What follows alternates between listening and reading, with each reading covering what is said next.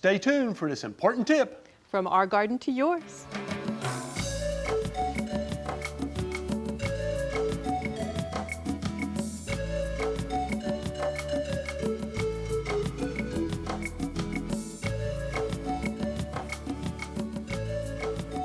Everybody has plants inside, right? You know what that means? It means you're going to have pests. But where do they come from? Well, Leland Parker's with us today, and she's going to tell us where they come from. She's our commercial horticulture agent. Bedding plants, foliage plants, and anything else? House plants, House plants, you cover all that. Well, that's good. You know, I just find if I bring a plant inside, it's almost certain to have some pests eventually. I mean, it doesn't happen right away. So where do these come from? You bring them in with you. I do.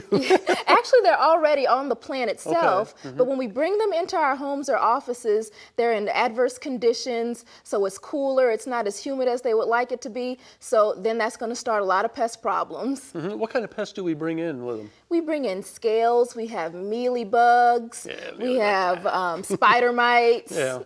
And some of the plants, you know, I can almost guarantee when I bring in, for instance, I bring in this pothos, I guarantee you mealybugs are going to be on that one. Yeah. And you have a ivy right in front of you. Mites. Mites, you have overwatering issues with ivies.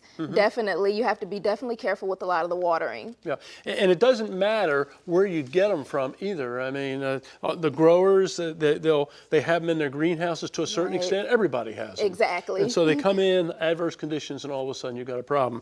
How do you tell where the insects are? What do you look for? Well, actually, you need to look at the leaves, and a lot of them like to hide underneath the leaf. Okay. So definitely check underneath the leaves. Sometimes you'll see some mites or mealybugs, and check underneath the leaves, check on the inner nodes as well.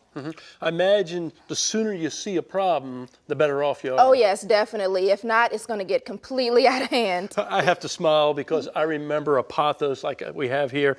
I could see the mealybug just coming down the side of the plant.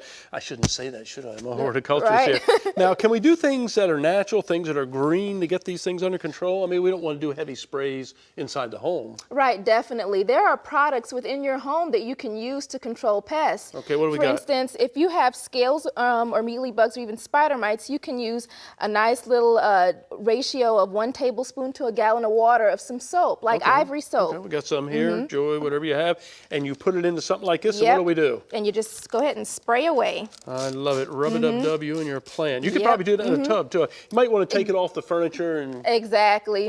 Or use like a laundry in the laundry room. You can wash the plants off in that area as well. Very good. Now we got something else here. What's this here? This is rubbing alcohol. Okay. And this is very good for scales and mealybugs. But what you need to be careful with is when you use rubbing alcohol, test it on a small area of the leaf because you don't want to cause a leaf burn. So use a nice little cotton swab. Okay.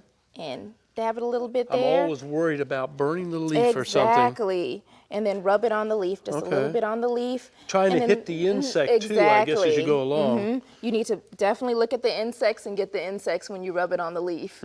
Now, I guess some companies now are starting to put out some of these type of products, soap products and things like that, so you can get them at your local garden center maybe? Yes, definitely, at your local garden center or even in stores where you buy your groceries. Okay, good. Now, if we're going to be, the plants are in the home, we're getting the insects under control, how about watering? How about some rules on watering? Oh, yes. Especially with ivies, a lot of times we can tend to overwater them. So one of the things that you can do is stick your finger up to the first joint within the soil, and if you feel it and if it's dry, it needs watering, but if it's moist, you do not want to water it. Okay, here, I got a great question for you. Everybody's always asking, how much water do I apply? Is it a cup? Is it a quart? How do we know when we watered that plant? It depends on how much water that the plant needs. And always it's good to let a little bit of the water run out of the bottom of the pot. Okay, and I know some containers don't have drainage out of the bottom, and that's not good. Right, exactly. Yeah, try to get one that's better. Now, you had a plant over here that had another problem, I think you said. Yes, a lot of times we can over-fertilize our plants. And with over-fertilization, you can notice some of the tip burn.